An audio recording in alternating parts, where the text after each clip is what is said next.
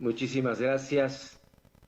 Pues bueno, agradezco particularmente a todas las amigas, amigos, los colegas que se encuentran reunidos en San Luis Potosí. No me fue posible estar con ustedes, me hubiera encantado.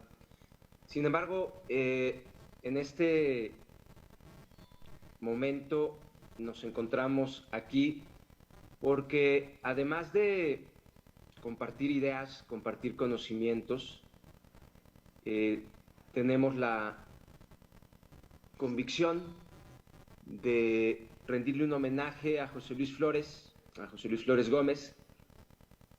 Quiero decirles que al inicio de mi carrera en estos temas, mi trabajo fue centrado en las emergencias.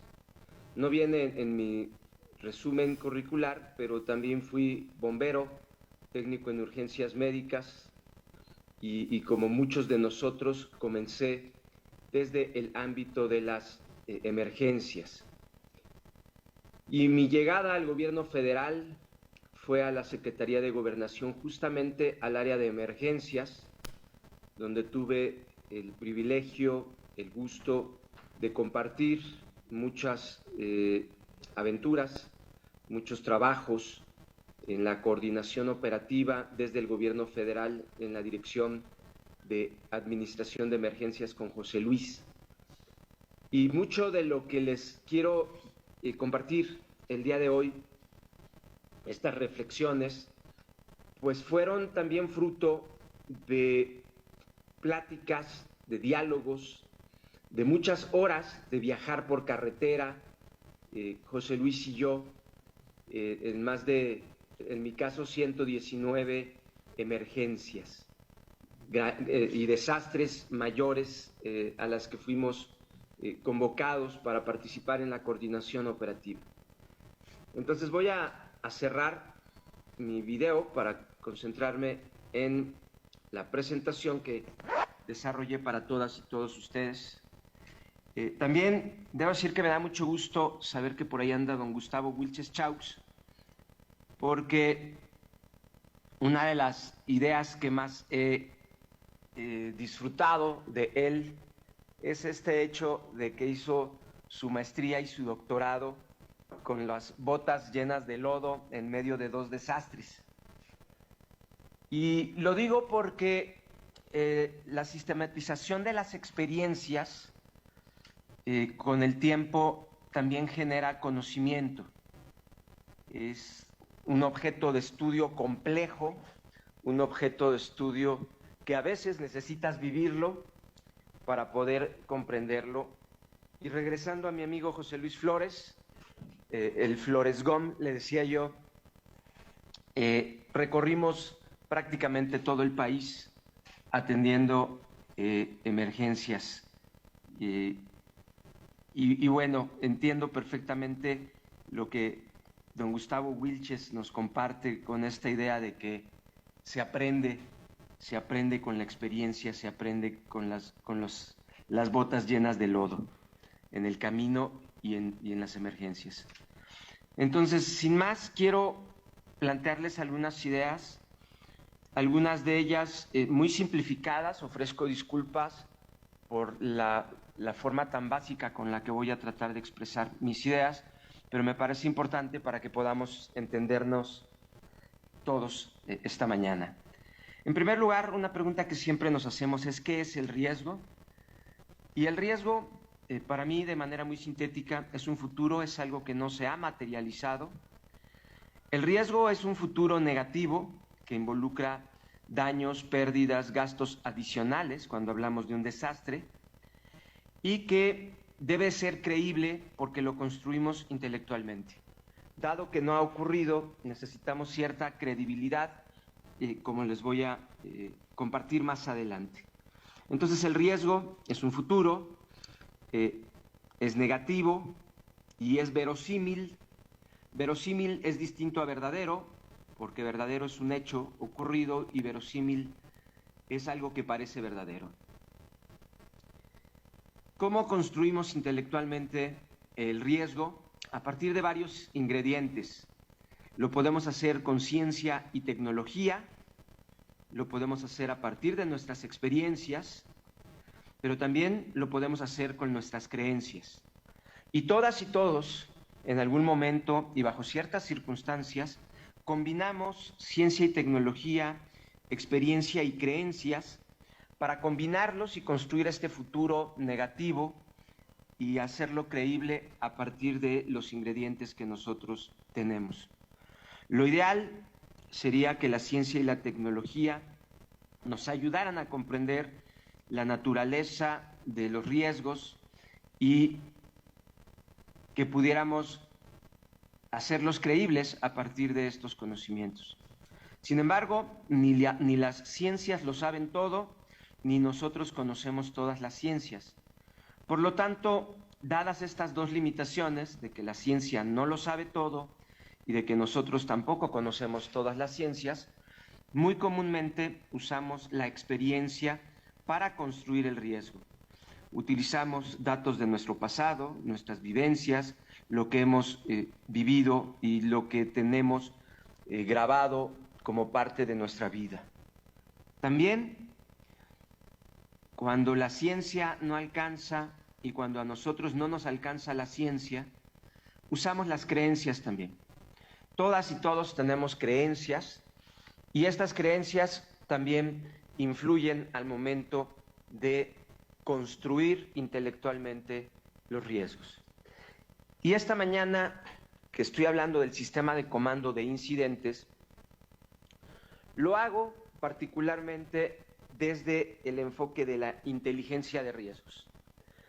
He decidido compartir con ustedes, evidentemente no se puede dar un curso de comando de incidentes a lo largo de 1 hora y minutos, por lo que decidí concentrarme en la función de inteligencia que literalmente cruza todas las funciones del comando de incidentes. Y es muy importante plantear cómo construimos riesgo, porque en la mayoría de las emergencias no vamos a tener suficiente conocimientos, no vamos a tener todos los datos necesarios, por lo tanto, corremos el riesgo de ser arrastrados por nuestras creencias y por nuestras experiencias, que si bien son muy válidas, también representan, en el caso de las experiencias, un momento y un lugar y nuestra propia percepción. Y en cuanto a nuestras creencias, pues representan la forma en la que nosotros vemos el mundo, son nuestras representaciones individuales y nuestra cosmovisión, y pueden no ser del todo generalizables al momento de una emergencia. Pongo este caso cuando nosotros vamos al médico. Yo no estudié ciencias médicas y llego con el médico, me hace preguntas, me pide estudios y finalmente me da un tratamiento, medicamentos que tengo que tomar y acciones que debo realizar. Yo no estudié ciencias médicas, sin embargo mi papá es médico y mi experiencia me ha dicho que esto funciona, y por otro lado confío en que mi papá me ama y hará lo máximo y lo mejor por mi salud. Y esto lo digo porque como gestor de riesgos, en muchas ocasiones estoy del lado que me toca confiar y del otro lado, a veces estamos en el lado que nos toca construir confianza. Para adentrarnos un poco en esta idea de los desastres, de las emergencias, de los incidentes, quiero compartir con ustedes un breve video.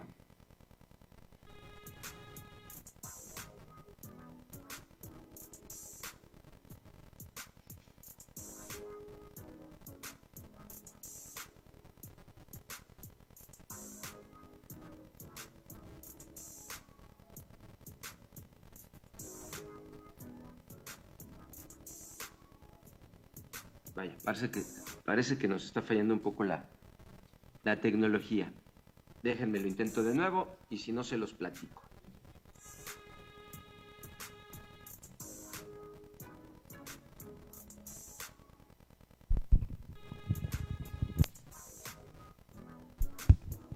Tu video lo vemos demasiado pausado, Luis Eduardo. Sí.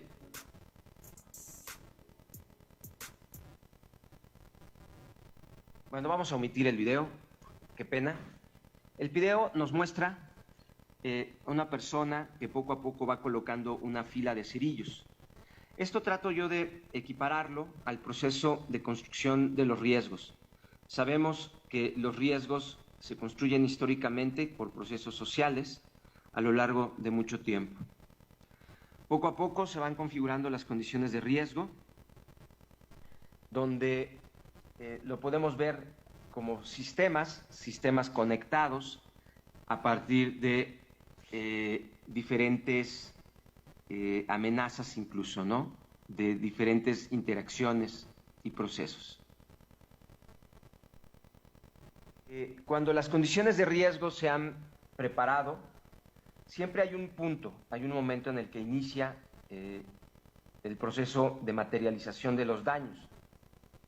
En este caso es un cerillo que comienza poco a poco a generar daños en estos dos sistemas, el sistema rojo y el sistema negro. Hay una fase lineal, donde poco a poco van avanzando los daños, van creciendo los daños, las pérdidas. Posteriormente comienza un proceso de transmisión entre sistemas. El sistema rojo y el sistema negro pueden representar el sistema de salud o el sistema político o el sistema económico. Nosotros hemos visto en la pandemia cómo poco a poco fue creciendo, primero en una fase lineal, posteriormente empezó a contagiarse otras personas y a contagiarse otros sistemas, la economía, la educación, el comercio, todo se fue contagiando, hasta que entramos en una fase exponencial, una fase donde literalmente por todos lados vemos daños, pérdidas y gastos adicionales. Eso es lo que de algún modo el video nos estaba mostrando. ¿Por qué les planteo yo esta idea? Primero, porque quiero ubicar el comando de incidentes dentro de las diferentes fases de la gestión integral del riesgo. Sabemos que existe una fase prospectiva cuyo propósito es el desarrollo y evitar la generación de nuevos riesgos, evitar que los cerillitos se vayan acomodando. Existe una fase correctiva que puede darse cuando ya están acomodados los cerillitos y podemos hacer algo para eliminar algunos, pero existe una fase reactiva. La fase reactiva esencialmente la podemos dividir en diferentes componentes. Uno de ellos es la atención de incidentes, que pueden ser rescates, que puede ser control de incendios, evacuación de personas. Hay otra fase otro tipo de actividades dentro de esta fase reactiva que lo podemos representar por la acción humanitaria, brindar seguridad a los afectados, asistencia y vida digna. Y también aquí podemos englobar la continuidad de operaciones. Entonces, dentro de la fase reactiva, el comando de incidentes se engloba, por supuesto, en la atención de las emergencias. Y la complejidad de los incidentes que vamos a atender puede depender de si es algo que conocemos o es algo para lo cual estamos poco familiarizados. También la complejidad de estos incidentes se va a dar en la medida en la que tengamos información o no dispongamos de esta información. Y por otro lado, si el evento de algún modo sigue evolucionando en su fase exponencial o si, por el contrario, ya se ha estabilizado. ¿Cuáles son los objetivos del comando de incidentes? los podemos dividir en dos grandes grupos. Sintetizando también nuevamente, solamente hay dos grandes objetivos. O controlamos una amenaza, es decir, hay una amenaza, una capacidad destructiva que sigue manifestándose y que puede seguir generando daños y que por lo tanto tenemos que contenerla, fuga de una sustancia química peligrosa, puede ser también un incendio que está creciendo y que puede ir avanzando hacia otras zonas. Entonces, el comando de incidentes tiene como primer gran función controlar amenazas. En el caso de una estructura colapsada, por supuesto, el trabajo sería estabilizar la estructura, considerando la energía potencial residual que ha quedado después de la estructura. Entonces, después del colapso, perdón, de la estructura. Entonces, contener amenazas es una de las grandes funciones del comando de incidentes. Por supuesto que la segunda función es proteger vidas o bienes. Es decir, cuando llegamos a una emergencia, solamente hay dos grandes funciones. O detenemos una amenaza, la contenemos, o salvamos a alguien o salvamos algo. Todo lo demás son parte de los procesos que tenemos que alcanzar para llegar al gran objetivo, que es o contenemos una amenaza o protegemos vidas y bienes.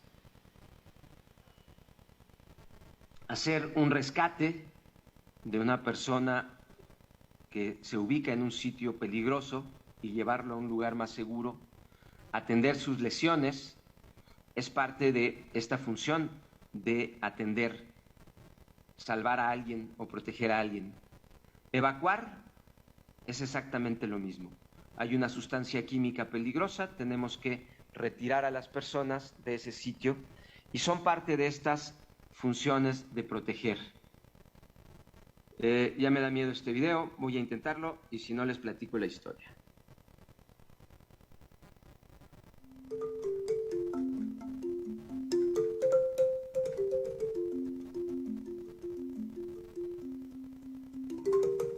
Prueba no superada.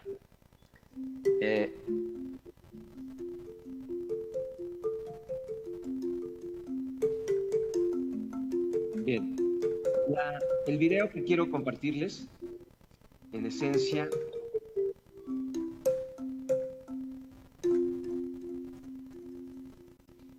bien, el video es una parvada. No sé si sigan escuchando la música, pero se oye bonito de fondo. Se trata de una parvada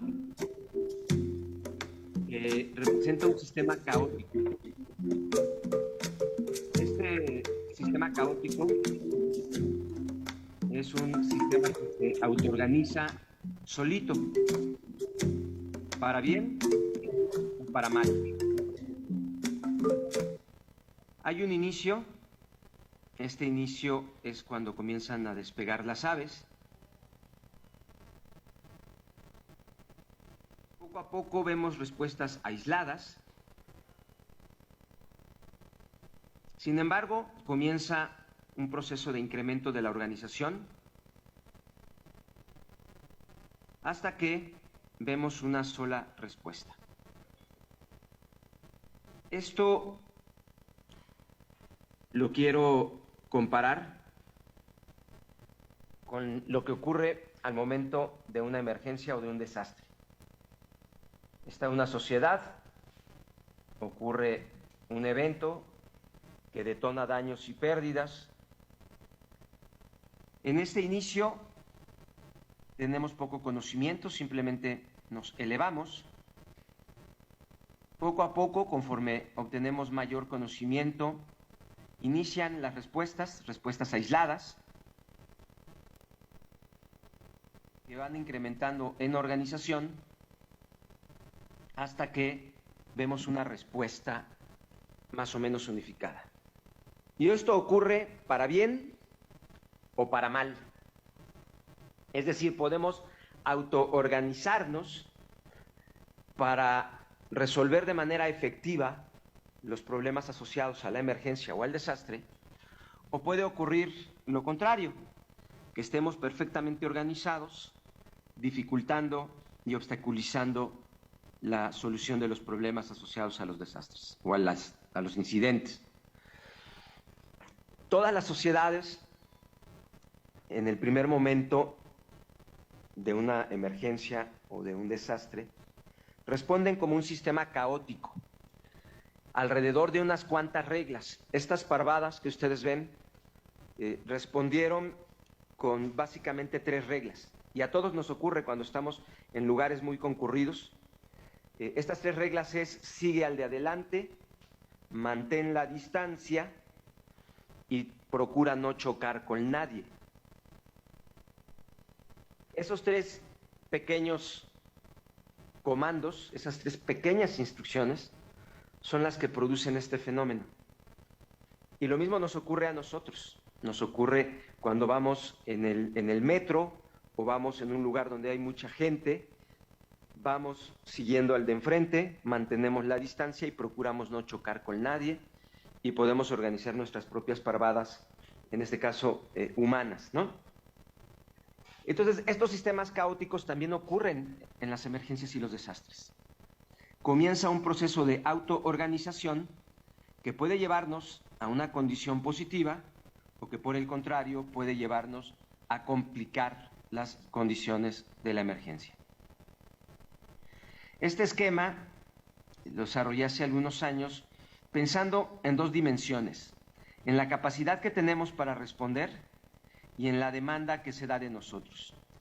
Muy habitualmente la gestión de riesgos se ubica en el cuadrante azul de osos durmiendo, y aquí en osos durmiendo tenemos poca capacidad y poca demanda, pero las condiciones de riesgo están puestas, es decir, dormimos con el enemigo.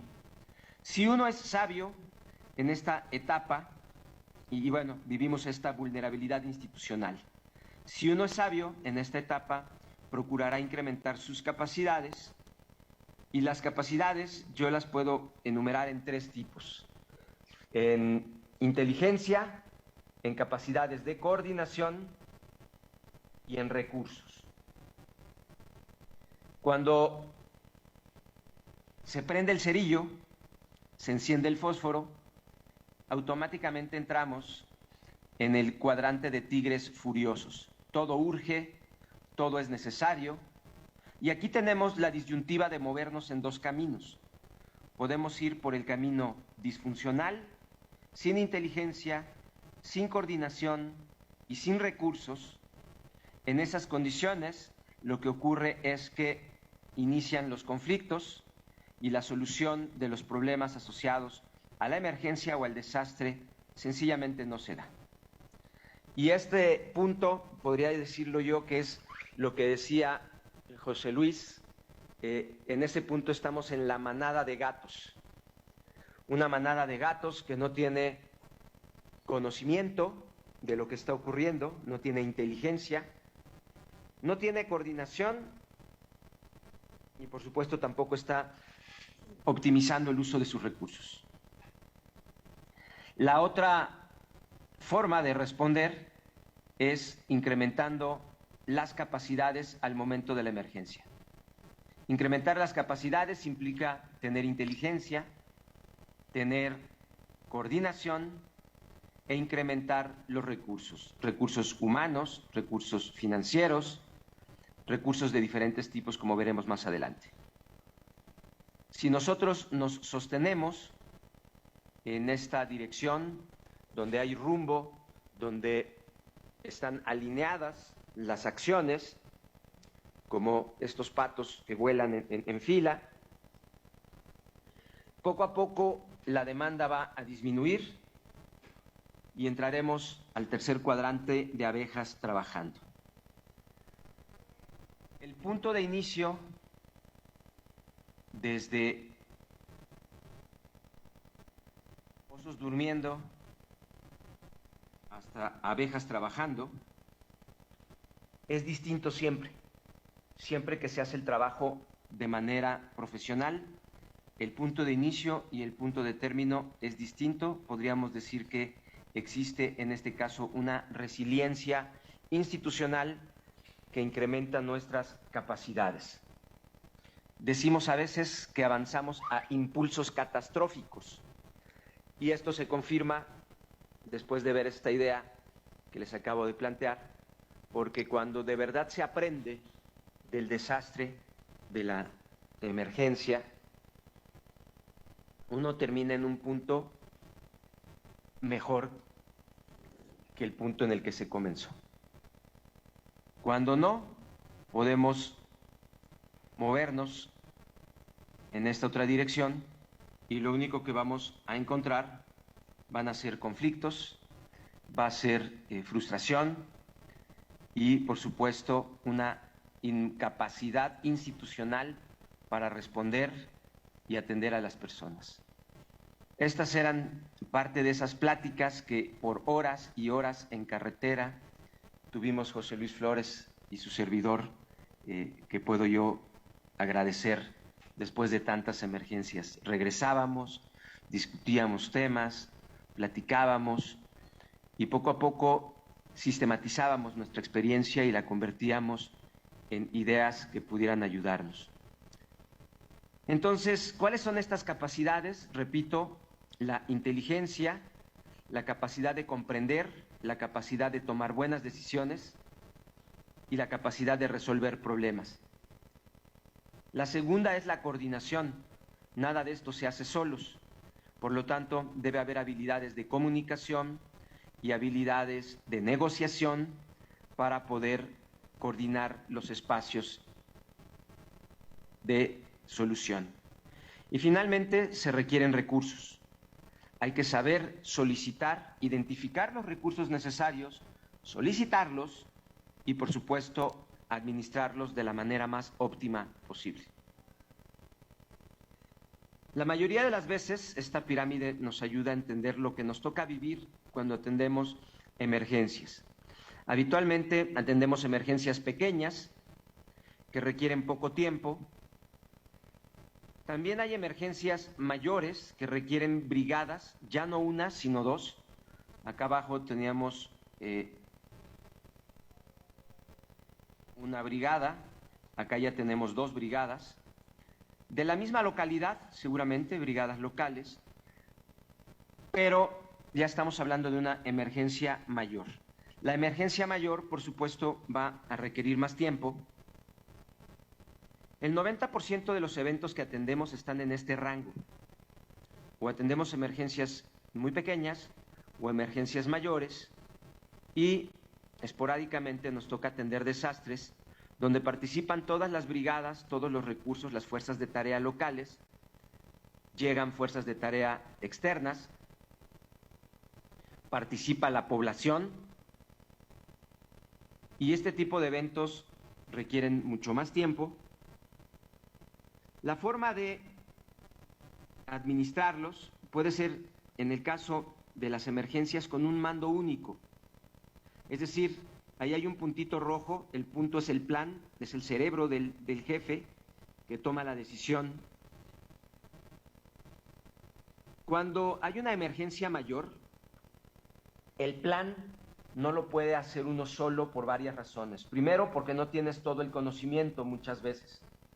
Segundo, porque no tienes todos los recursos tampoco. Y por lo tanto, como vas a compartir conocimientos y vas a compartir recursos para resolver, necesitas comunicarte, negociar, resolver conflictos para poder crear un plan conjunto. En cuanto al desastre, y aquí voy a abrir a ustedes una forma distinta de mirar los desastres, desde la perspectiva de las emergencias, desde la perspectiva de los incidentes. Un desastre es un conjunto de emergencias menores, de emergencias mayores, que ocurren de manera simultánea. Por lo tanto, en el contexto del desastre, sabemos que el desastre se construye socialmente, sabemos que el desastre no es un evento, sino que es un proceso, pero para los fines de la respuesta de la gestión reactiva, es muy importante entender que el desastre es un conjunto de emergencias menores y mayores que ocurren de manera simultánea.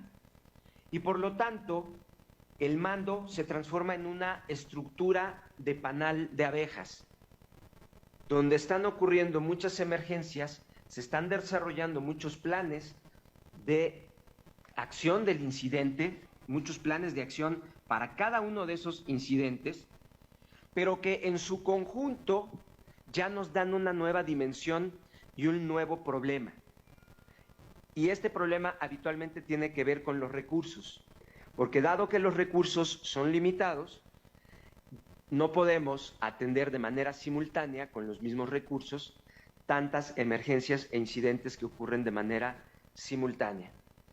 Entonces, ¿cuál es el problema que a veces se da en este tipo de respuestas? Querer usar un mando triangular y único en una emergencia mayor donde tienes que compartir recursos y conocimiento. O peor aún, querer usar una estructura triangular cuando ocurre un desastre en donde lo que se está autoorganizando, nos guste o no, es un sistema estructurado alrededor de un panal de abejas. Lo que no conviene es que estén desarticulados y que no podamos crear un gran plan de la emergencia porque estamos ciegos. Si no podemos ver este panal de abejas, tampoco vamos a poder responder a un panal de abejas, sino que podemos confundirnos y usar mirada de túnel y atender solamente una parte y dejar otra parte sin respuesta. Por lo tanto, parte de nuestro trabajo es reconocer ante qué tipo de evento estamos. Si es una emergencia menor, hay un jefe, unos apaches, obedecen y se atiende.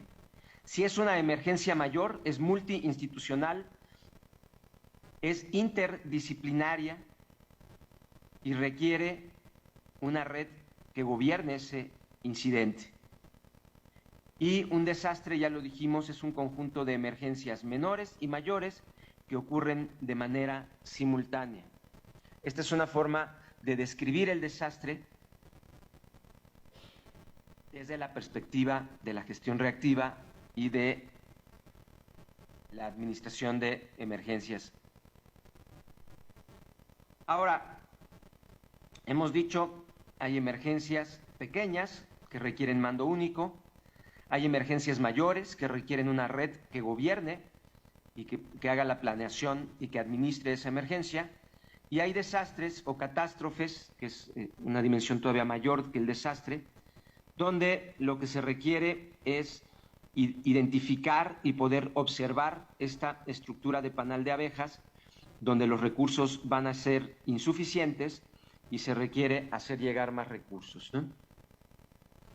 Para esto requerimos, habíamos dicho, inteligencia. En el primer caso se requiere inteligencia, poca coordinación también, porque básicamente el jefe es el que decide, el que tiene la experiencia y el conocimiento, y hay pequeñas acciones de coordinación.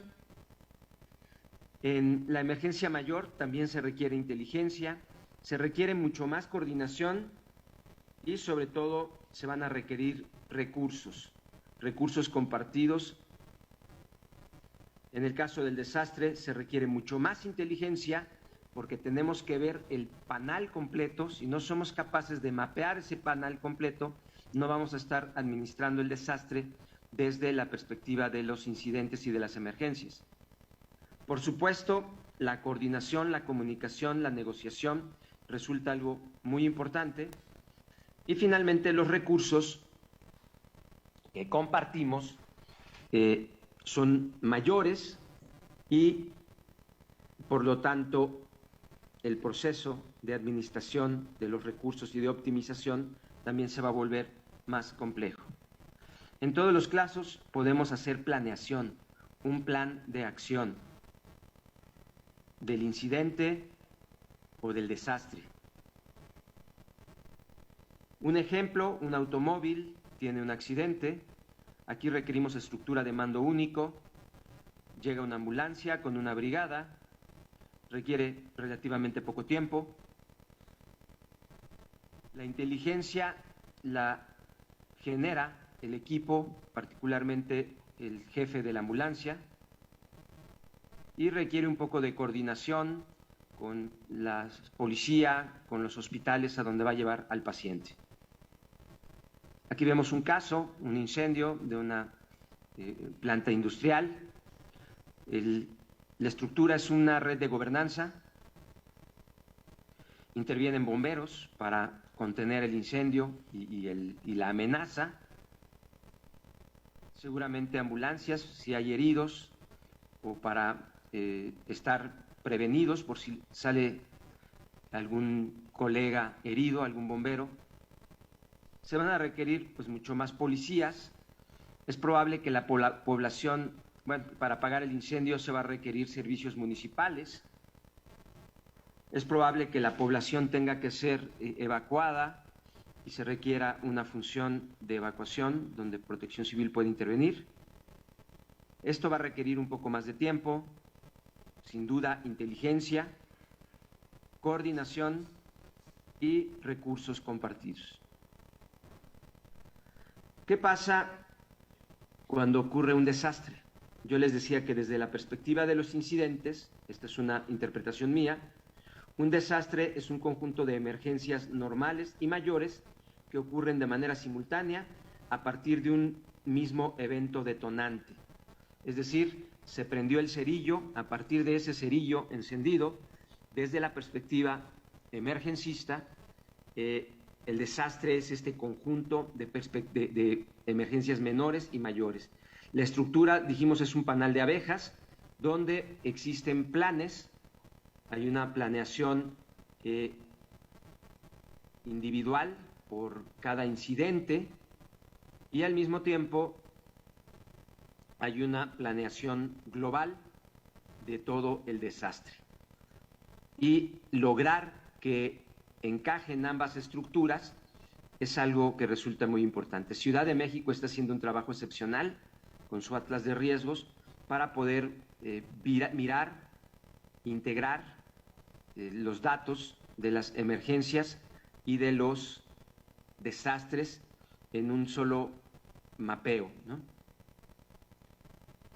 Requiere inteligencia, coordinación y recursos. Nuevamente, en una escala mayor, aquí el gran problema es que para poder mirar la estructura completa, el panal de abejas, se requiere más inteligencia. Para poder coordinar los recursos se requiere mucho más y comunicación, se requiere mucho más diálogo y, por supuesto, los recursos siempre van a ser limitados, por tanto vamos a requerir mucho más recursos.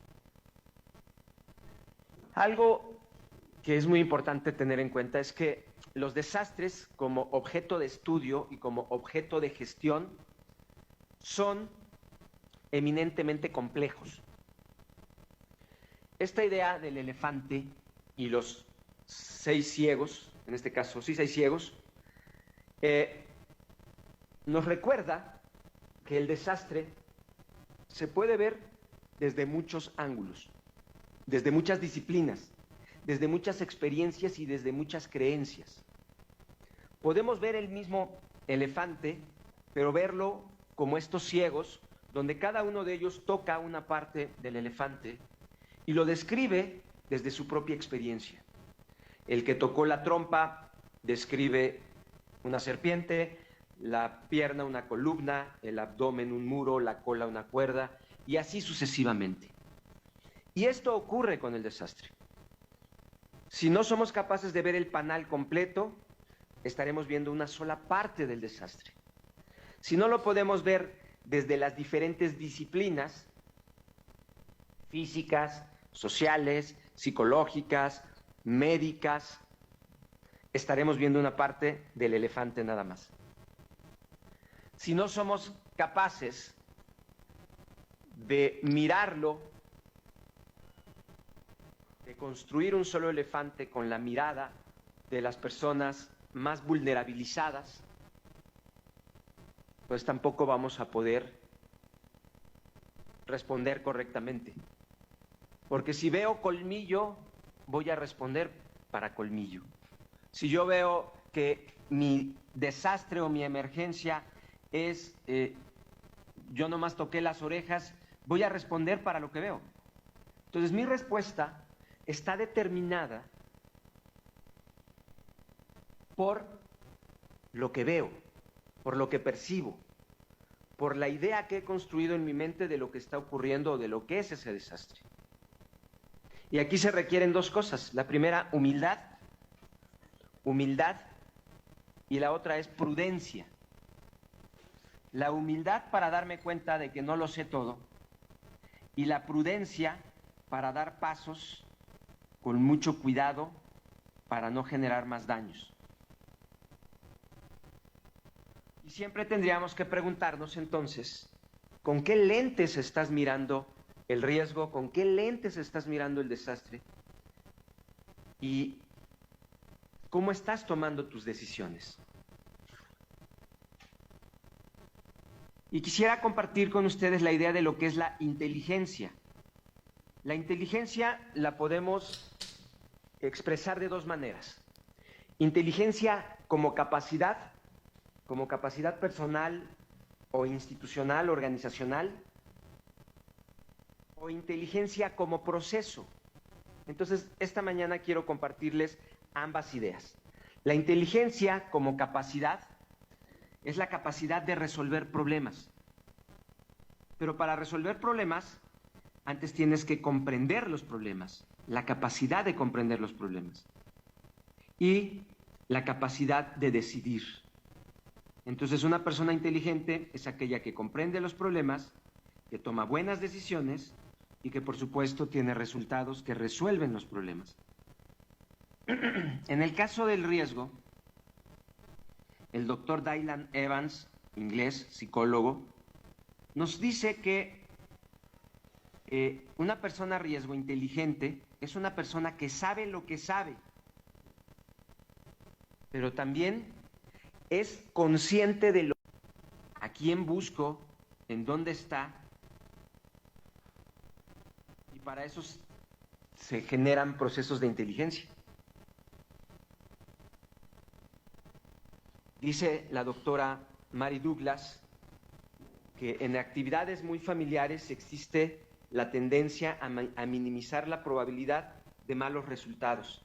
Se subestiman aquellos riesgos que se consideran controlados. Evidentemente, un pueblo dedicado a la pirotecnia está acostumbrado a las explosiones y fueron ellos los primeros que entraron a la zona y después todos los demás pues le siguieron el paso. Para ellos era normal.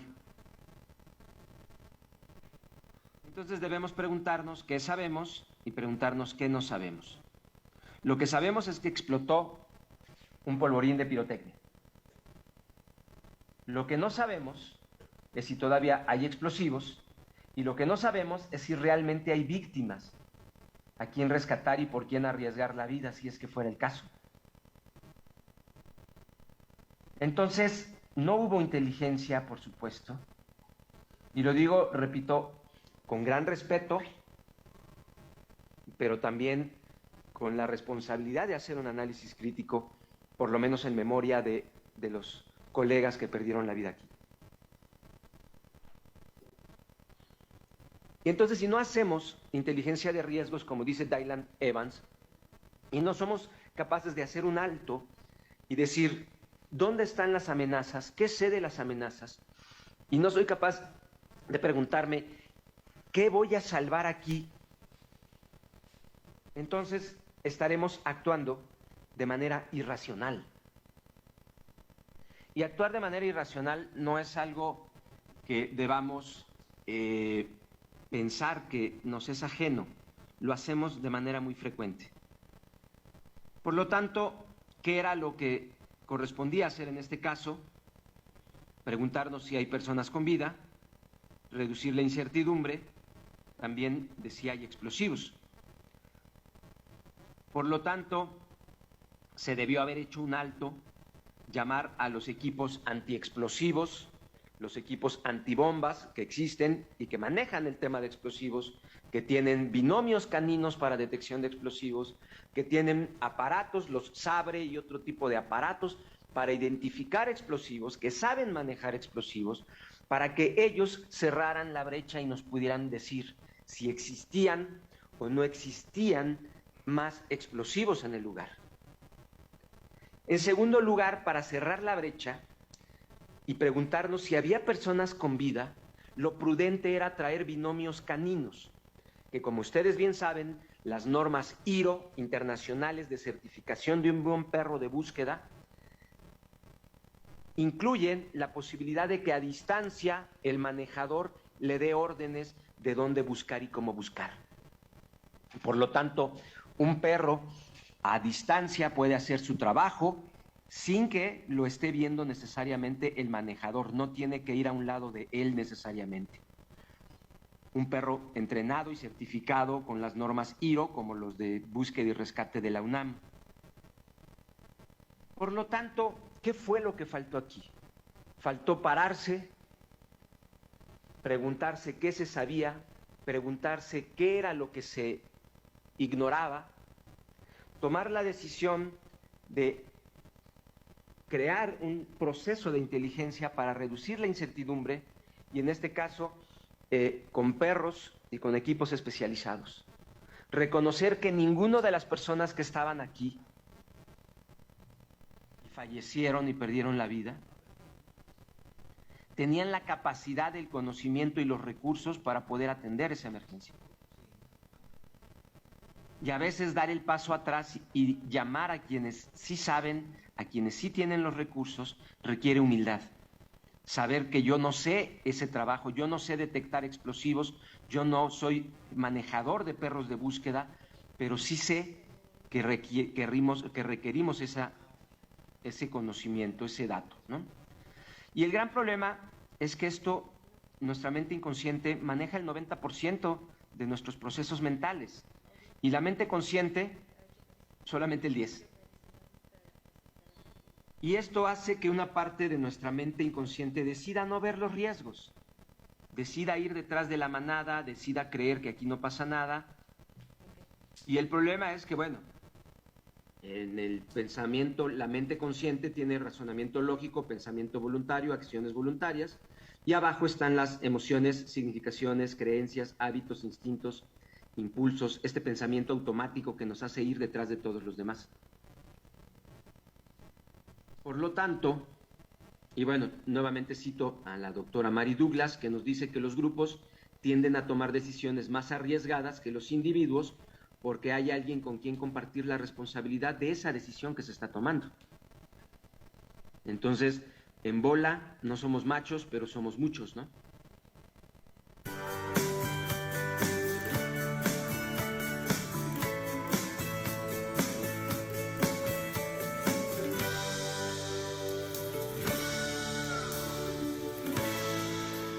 Y bueno, cito al doctor Zygmunt Bauman, que nos dice que solo podemos preocuparnos de aquellas consecuencias que alcanzamos a predecir. Y son esas mismas consecuencias las únicas de las que vamos a poder tratar de zafarnos. Si no somos capaces de predecir y no hacemos el trabajo de reducir la incertidumbre en cuanto a los riesgos, difícilmente vamos a poder zafarnos de ellos. Ahora, este proceso de reducir la incertidumbre es la inteligencia como proceso. Hay una pirámide de Sherman Kent. Sherman Kent es el creador de las metodologías de la CIA, de las agencias de inteligencia, y lo que él decía es que, bueno, hay una realidad allá afuera. En el caso de una emergencia hay daños, amenazas y bienes expuestos, ¿no? Ahí están, ya se dañó algo, puede haber amenazas y hay algo que se pueda salvar o rescatar. Tenemos que registrar esos datos, en el caso que les planteé, a través de lo que nos dijeran los equipos antibombas o los perros de búsqueda. Se crea un sistema de información donde sistematizamos, organizamos y compartimos la información de manera útil para la toma de decisiones. Se analiza conjuntamente la información creamos conocimiento, este conocimiento se difunde y a partir de la difusión de este conocimiento se puede plantear un plan de acción para el incidente. Esto tiene fases.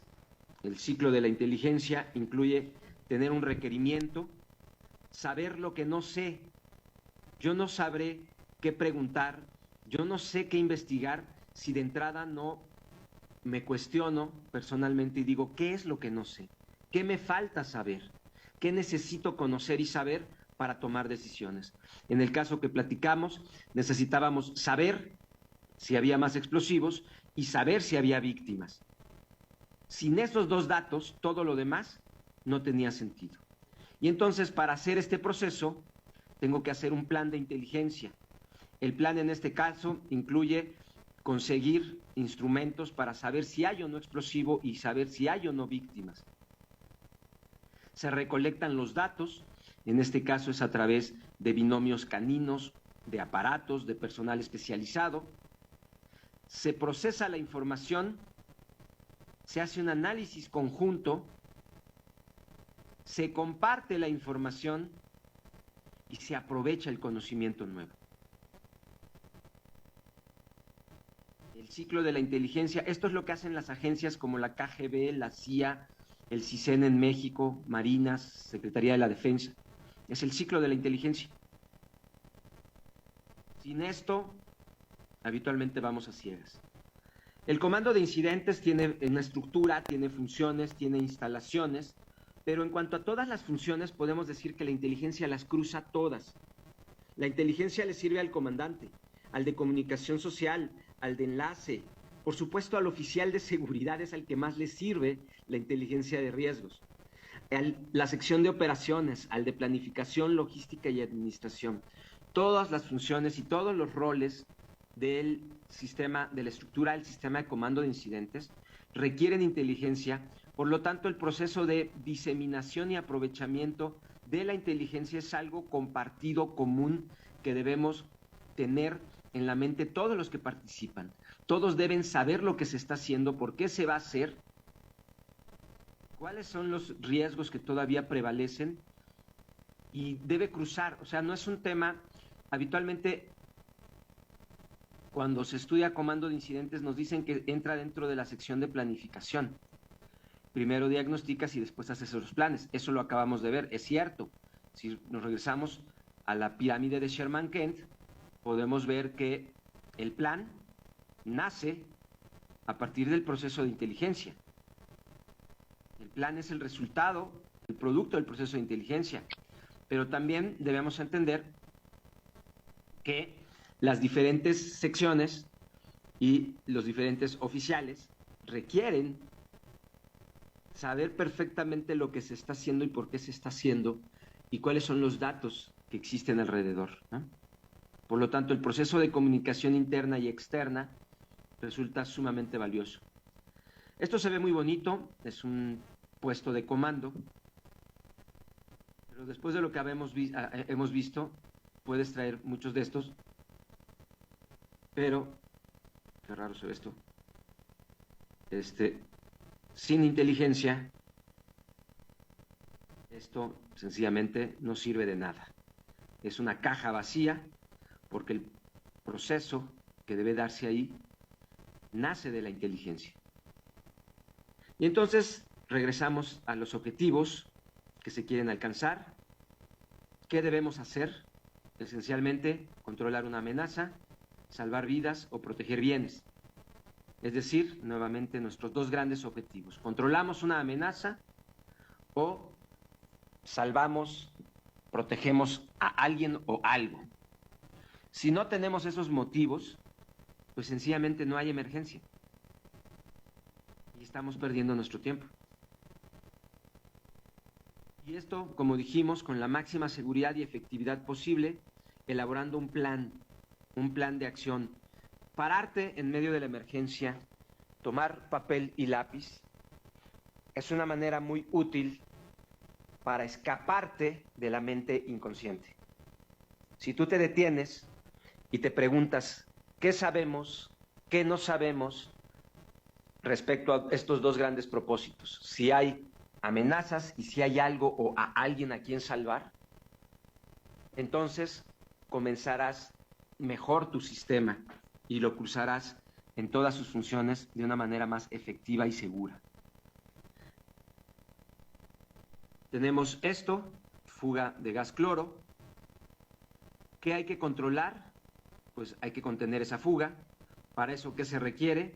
Pues equipos capaces, con el equipo de protección personal y el equipo para contención.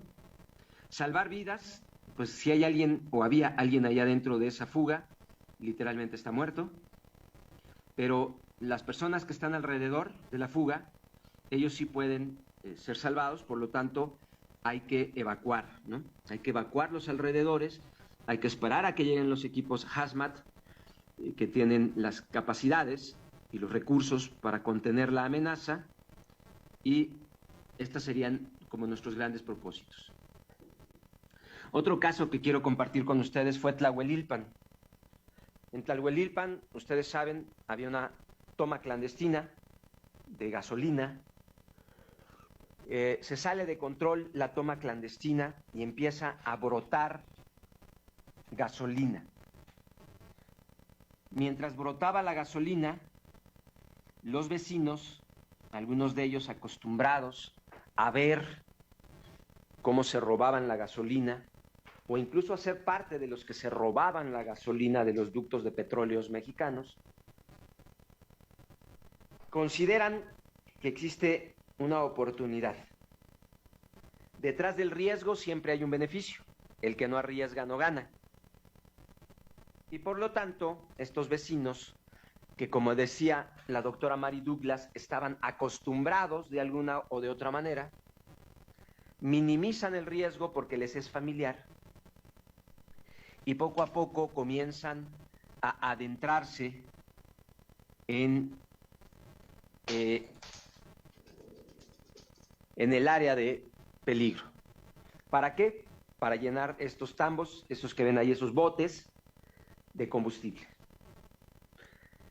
Y bueno, nos dice que el sistema de comando nos dice que después de evaluar los riesgos se debe establecer un perímetro de seguridad.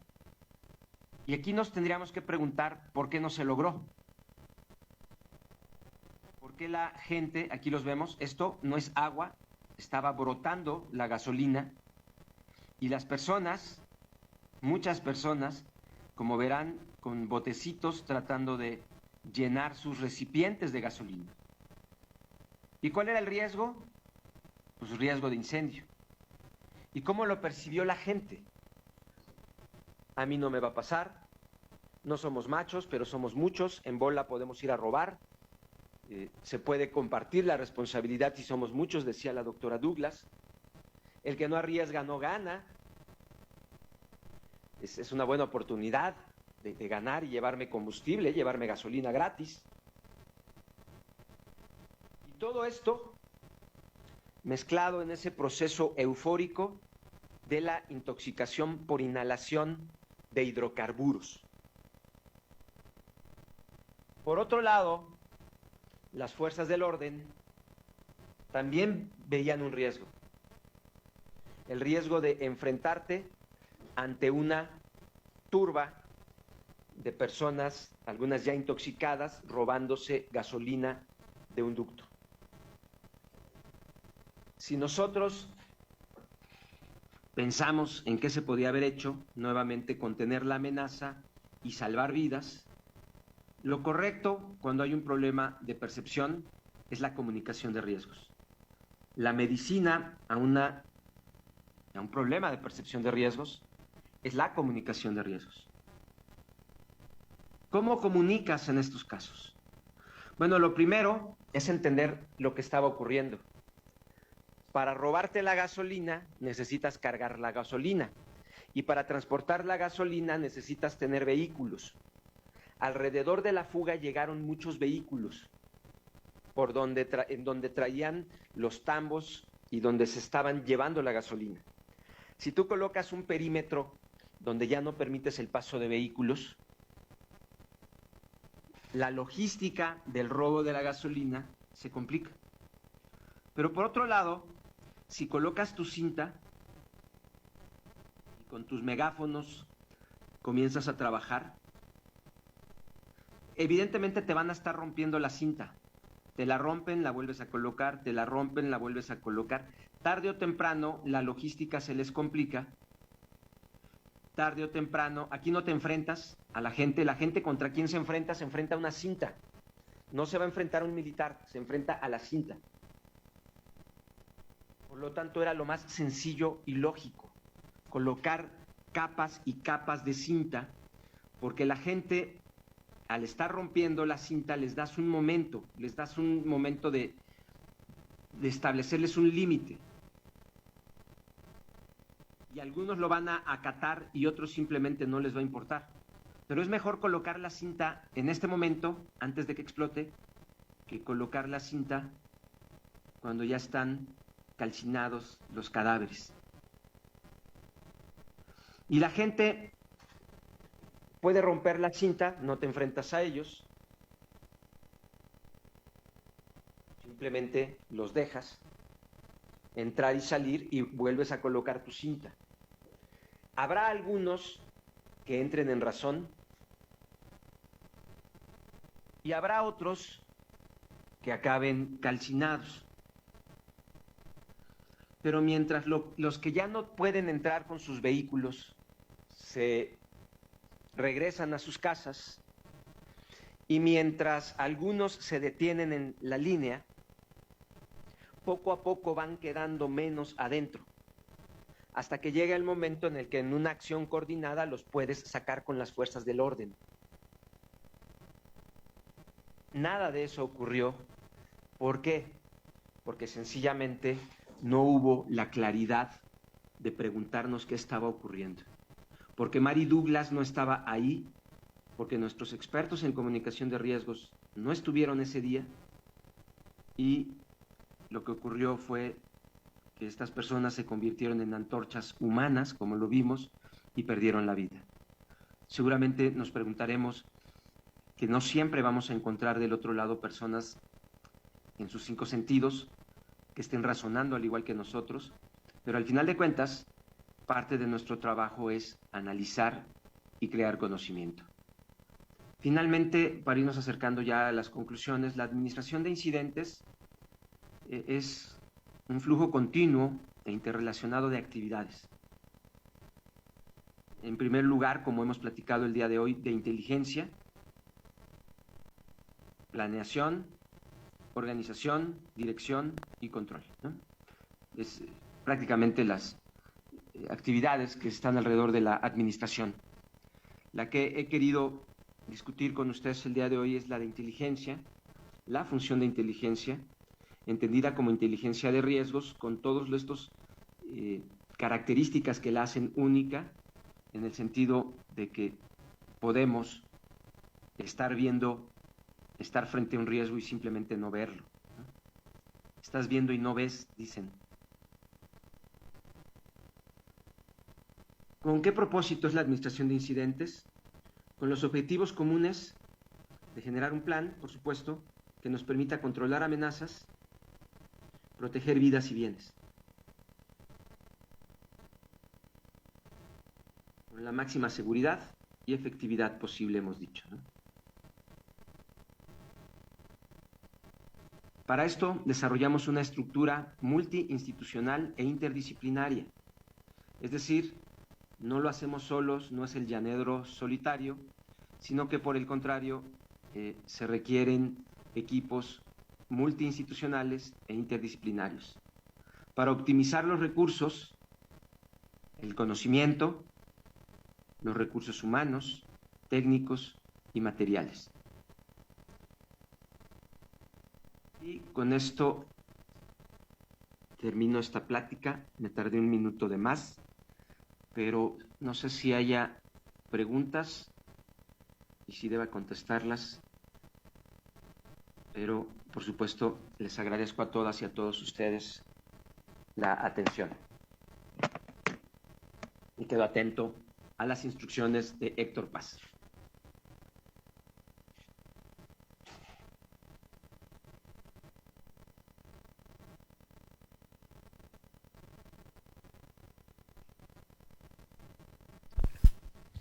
Bien, muchas gracias, maestro, por su ponencia, muy subjetiva, muy directa, completamente proactiva. Y creo que esa es la forma en la que se debe de compartir el conocimiento. Vamos a preguntas y respuestas. Vamos a hacerlo de la siguiente manera.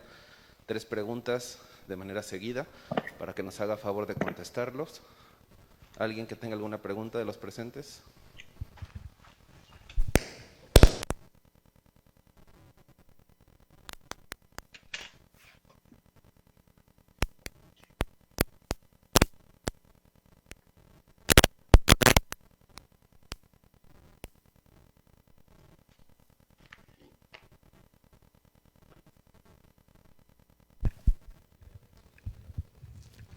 ¿Cómo son con Diego? Doctor Cancino, Diego Alberto Contreras de Grupo Cóndor, agradeciendo el siempre seguir creciendo en conocimiento con su experiencia. Mi pregunta es la siguiente: ¿cómo brincas el eslabón roto en la cadena? Cuando la nómina es cara, pero el individuo es muy pobre. Okay. ¿Alguna otra pregunta? ¿Cómo usted brinca en el sistema de comando de incidentes el eslabón roto?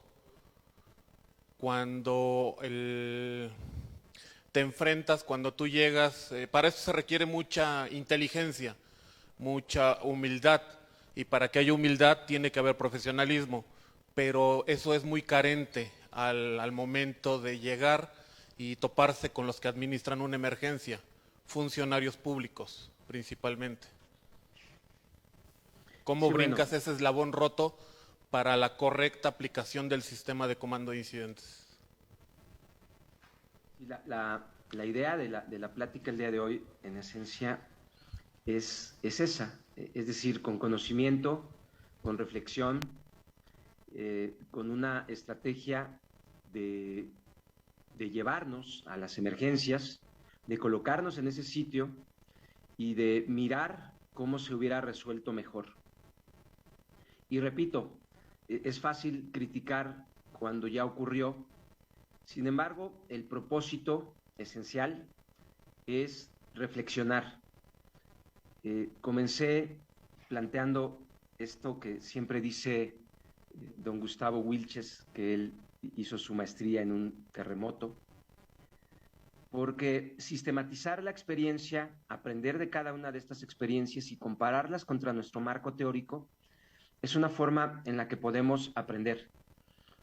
Hace poquito leía un artículo de la elaboración de planes de emergencia y decía el autor, y comparto yo esa idea, que el mejor plan de emergencia es el que elaboras con todo el equipo que va a responder, porque los estás haciendo imaginar, los estás llevando y al mismo tiempo les estás señalando cuáles son estos problemas. El problema es que no te detengas, te preguntes lo que sé, lo que no sé, que no hagas algo para resolver ese problema y que tomes las decisiones únicamente desde tu mente inconsciente. Entonces, pues es preparación, es buscar otros métodos de entrenamiento. Yo veo que los cursos de comando de incidentes son muy legalistas en el sentido de que hay que cumplir la regla, hay que llenar el formato de una manera específica. Eso me parece que está bien, tenemos que tener normas, pero la experiencia, el haberlo vivido, el estar ahí, es lo único que te va a generar el conocimiento útil al momento de los catorrazos, ¿no? ¿Y cómo los llevas? Como traté de hacerlo el día de hoy, llevarlos a ustedes a través de 2 emergencias, con los propósitos de comparar lo que ocurrió contra nuestra metodología, qué hubiera ocurrido si hubiéramos generado objetivos, estrategias y tácticas desde un proceso de la inteligencia de riesgos propia y por otro lado, desde la comparación de cómo la gente puede actuar sin inteligencia, cómo las personas pueden actuar únicamente arrastradas por el interés económico, por el beneficio inmediato y acabar muertas, como pasó en Tlahuelilpan, donde prácticamente la parte racional desapareció de lo que estaba haciendo esa gente. ¿Alguna otra pregunta?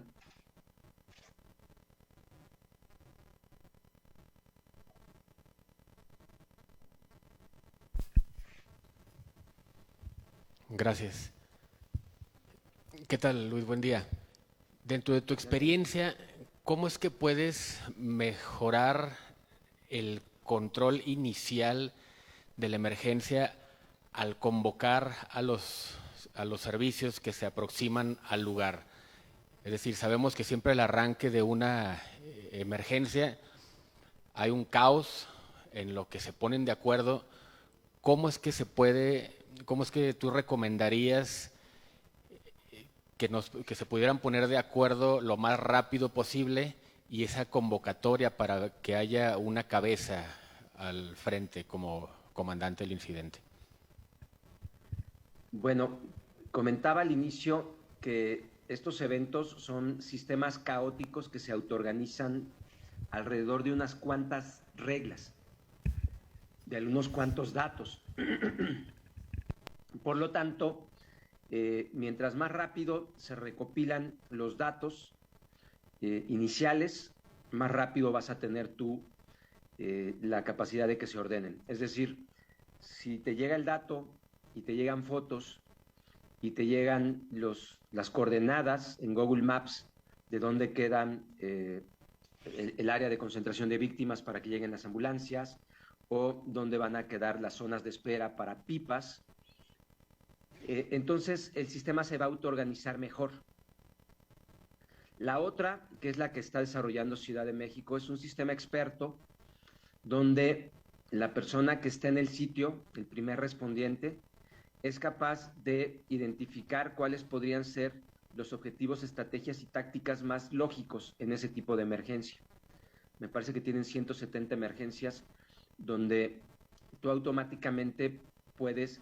Uno de los problemas, debo decirte, cuando tú estás en el lugar, es que se te pasan cosas. O sea, en ese contexto, de repente no ves cosas. Y en ese contexto se te olvida hacer cosas. Por lo tanto, llevar un checklist de todas las cosas que en teoría deberías realizar te va a ayudar a que no se te olviden algunas de ellas. Y la otra, que me parece la más importante, es practicar, practicar y practicar. Y no tienes que hacerlo a un gran costo, lo puedes hacer como estos ejemplos de gabinete, tomar casos ya ocurridos, ver cuáles fueron los resultados. Ahorita tomé 2 que fallaron, por supuesto, que tuvieron grandes fracasos y que me parece que nos son útiles. Y no porque uno quiera sentirse superior, al contrario, con mucha humildad lo he dicho yo, porque tal vez nos hubiera ocurrido lo mismo. Es muy probable que bajo esas circunstancias nos hubiera ocurrido lo mismo. ¿Cuál es la gran diferencia? Que lo practicas, que lo imaginas, que repites y repites y repites escenarios mentalmente en equipo, que creas los objetivos, estrategias y tácticas. Entonces, un plan de emergencias, para que esté vivo, se tiene que estar repensando, creando escenarios de lo que podría ocurrir y resolviéndolos en equipo. Entonces, la parte más divertida del comando de incidentes, de un curso, el curso es aburridísimo, son los cursos más aburridos que he tomado yo. Pero la única parte bonita y la única útil, en mi opinión, es la de sentarte a hacer ejercicios. Cuando te colocan un escenario y cuando lo tienes que resolver. Por lo tanto, el tema metodológico está bien, o sea, te tienen que explicar los formatos, la estructura, las instalaciones, las diferencias entre fuerzas de tarea y recursos y todo este tipo de cosas, ¿no? Eso es muy importante, que tengamos ese lenguaje común. Pero la única forma de hacerlo vivo es practicando y practicando. Y como el riesgo se construye intelectualmente, y la planeación también la construyes intelectualmente, no necesitas estar en la emergencia, sino que por el contrario puedes inventarte 1000 emergencias y resolver una tras otra, tras otra, tras otra, hasta que se adquiere dos cosas. Yo decía que la inteligencia es una capacidad de la persona y de la organización, pero también es un proceso, que como vimos está la pirámide de Sherman Kent o está el ciclo de la inteligencia, y es un proceso racional, es un proceso que haces conscientemente y eso arrastra toda la información y las decisiones del ámbito de la mente inconsciente a la mente consciente.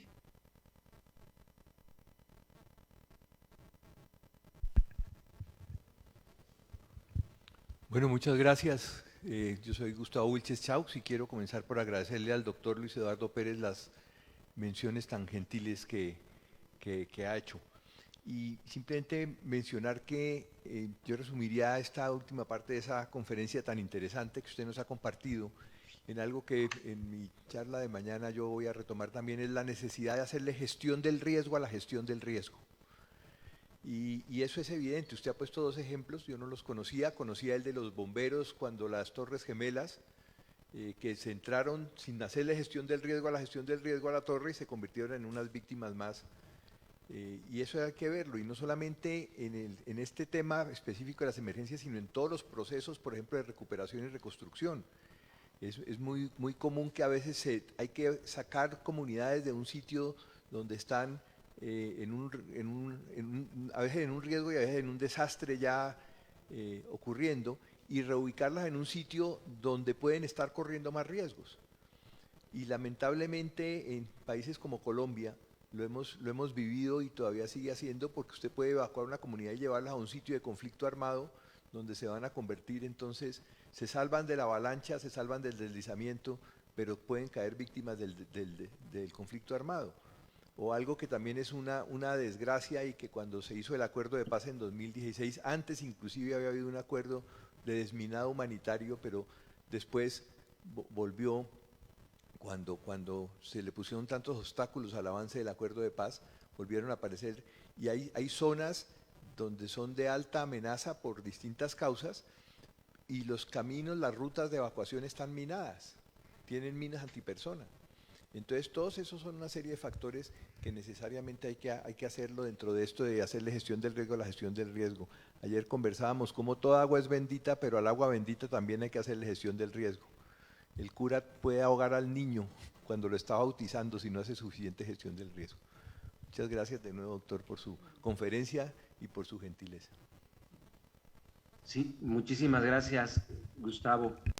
La verdad de las cosas es que me trajiste ahorita a la mente aquella vez que estuvimos en Medellín, en aquel evento, con un colega que era el director de emergencias, me apena no recordar su nombre, de Madrid, cuando fueron las Torres Gemelas, que incluso nos obsequió su libro, no recuerdo su nombre, pero bueno, y cómo la psicología y la representación de las emergencias, de los desastres, es tan importante.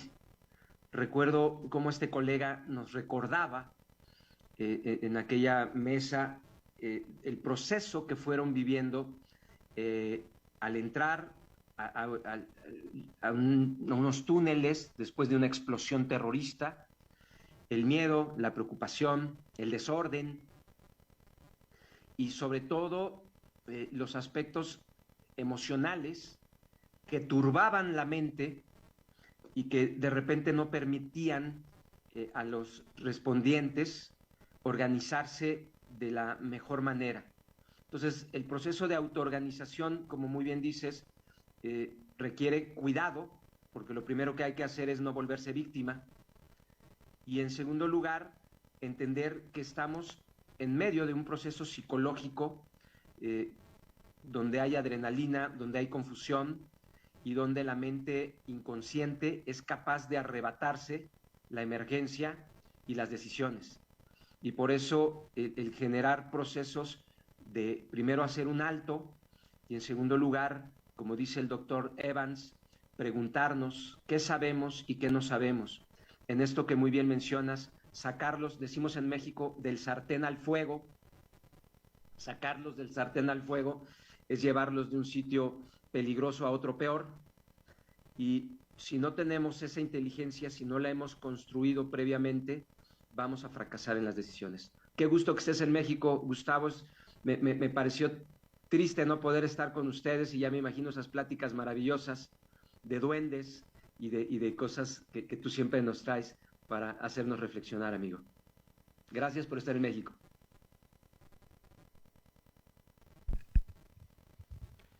Estimado Luis Eduardo, qué gusto saludarte. Juan Carlos Pérez. Voy a retomar varios puntos que tú comentas y que me traen a esta reflexión sobre un tema que en lo personal estoy trabajando.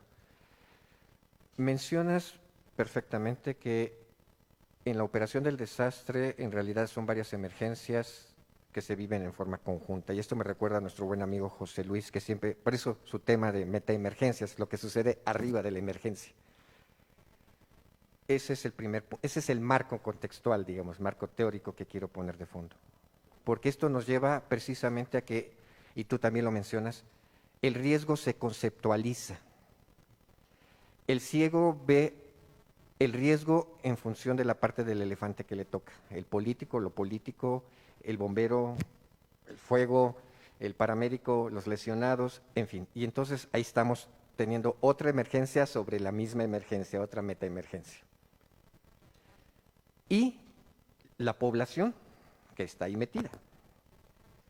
Yo recuerdo perfectamente en los dos casos que tú mencionas, en el caso, por ejemplo, de la pirotecnia, y te comparto tu sentimiento de la pérdida de gente que conocimos en el mismo lugar, y que por lo mismo también tenemos otra metaemergencia. No nos atrevemos a hablar de lo mal manejado porque estamos hablando de gente que conocimos y que supimos que hicieron ahí porque ellos sabían que tenían que estar ahí. Y eso también conflictúa, ¿no? Esa es otra metaemergencia. Pero bueno, ese es un comentario al margen. En el sentido de que la gente que estaba ahí en la pirotecnia, y hay una entrevista que se dio en la radio que decía, trabajamos con pólvora y la pólvora sabemos cómo se trata. Y la gente que va a comprar sabe que se está metiendo a un lugar de riesgo. O sea, ya esa concepción de, tú lo mencionabas muy bien, ¿no? Sabemos que sucede, pero no va a pasar. Y la otra, de las personas que iban a recoger gasolina como si fueran a traer agua de un pozo, que sabían que era gasolina, que no era agua, y todas estas características. En todo esto, ¿en qué momento y quiénes deben de participar para la parte más importante en la gestión integral del riesgo de desastres y la atención de un desastre operativo y evitar la construcción social del desastre? La socialización del riesgo.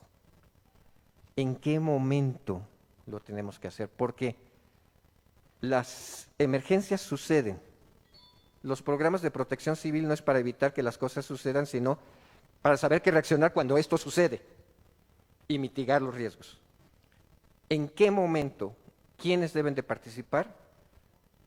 ¿Y qué podemos hacer los que nos dedicamos a esto para incidir en ello? No sé si me expliqué o Cantinflas no ha muerto.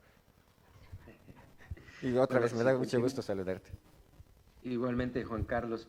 Si te entendí bien, bueno, varias cosas. La primera de ellas tiene que ver con esta idea de metaemergencia. Y sí, efectivamente, puedes ver metaemergencia desde la perspectiva de verlo como en un avión, ¿no? Ver todo el panal de abejas, que eso es algo muy importante. Si no eres capaz de ver el panal de abejas completo, alguna parte estarás dejando de cuidar y de atender, ¿no? Pero también la idea, yo creo, más esencial, que dialogué muchas horas con José Luis, fueron estas reflexiones que él y yo hacíamos respecto a por qué no se podían resolver correctamente la mayoría de las emergencias, ¿no? Porque esto que estamos viendo y que platiqué hoy tenía repetitivamente soluciones no óptimas y en algunos casos antisoluciones les podíamos llamar, ¿no? y se creaban, ante la falta de inteligencia, de coordinación y de recursos, nos movíamos en el eje, cuando estás en Tigres Furiosos, ese escenario que yo planteé, si te mueves en el camino disfuncional, disminuyes tus recursos, disminuyes tu inteligencia y disminuyes tu coordinación, entonces entran los conflictos. Y muy bien dijiste tú algo que me parece que hay que traer a la mente, que son las representaciones sociales. Pensaría yo en un señor que se llama Moscovici, el doctor Moscovici, que creó esta idea de la representación social, que son las ideas colectivas, el sentido común. Y en estos dos casos que yo les compartí, la población, y cité por eso a Mary Douglas, la población estaba habituada a la pirotecnia o a la gasolina. Para ellos era algo normal. Y entonces tú entras de fuera a atender una emergencia en un sitio donde todos están locos, donde todos, lo que tú dijiste, suena demencial, ¿no? Estaban en un borbotón de gasolina como si fuera agua bendita. Y entonces tienes que tratar de no caer en esa misma actitud demencial y no hacer lo mismo que ellos están haciendo, sino al contrario, tratar de entender que la comunicación como un instrumento, primero, antes que la comunicación, te lo tienes que comunicar a ti mismo, te tienes que decir, alto, párate, detente, ¿qué está pasando aquí? ¿Qué sé? ¿Qué cosa no sé? ¿Y qué puedo hacer para cumplir los dos propósitos que tengo? Contener la amenaza y salvar la mayor cantidad de vidas y bienes. Entonces, si uno no hace ese alto, te dejas arrastrar nuevamente por la irracionalidad. Y entonces estás en un mundo de locos, que es fácil ser arrastrado en esa situación. Y yo lo que te puedo decir con las experiencias que me tocó vivir, y con José Luis, eran las preguntas. De repente decíamos, perdón por la frase, por el francés, decíamos, güey, no podíamos estar en un evento más loco, irracional, visceral, de todos. Y por eso insisto en esta idea de que lo vivimos desde la emoción, lo vivimos desde nuestras representaciones sociales, y eso no conviene. Aunque sea la realidad, no conviene, y por eso el hablar de hacer un alto, preguntarme qué sé, qué no sé, y crear un proceso racional que haga las preguntas, me parece que nos va a ayudar a evitar muchos de estos casos. Y eran parte de esas maravillosas discusiones, algunas veces pleitos, debo decirlo, porque como amigos cruzamos el país de emergencia en emergencia y no siempre estuvimos de acuerdo. Y a veces nos pasaba que no estábamos de acuerdo en la misma emergencia. Él y yo estábamos en la misma emergencia, y eso era la parte que era que estaba por arriba de la emergencia, y lo que nos ocurre, lo que vivimos, como lo sentimos. Y por eso, qué bueno que está Gustavo, y qué bueno que mañana van a platicar de estos temas, porque, o más tarde, no sé a qué hora le toque a Gustavo, porque efectivamente las emergencias, si no las vives, no puedes entender lo que yo te digo, ¿no? Es decir, si no lo has sentido, si no te has sentido perdido en medio de una emergencia, y has dicho estoy entre torombolos, no lo puedes captar igual. Y para reducirlo y evitarlo, te tengo que estar metiendo constantemente. La experiencia es válida, la sistematización de experiencias es válida, pero te tengo que estar metiendo constantemente a la experiencia. Y para hacerlo, la única manera es colocarte casi como hipnosis ericksoniana, pararte frente al evento, hacer que lo sientas, que lo huelas, que te confundas, y que en ese momento, con toda tu mente irracional, te obliguemos a hacer un alto y a regresar al tema racional, ordenarlo, sistematizarlo, crear objetivos, estrategias, tácticas que permitan actuar de manera más eficaz, ¿no?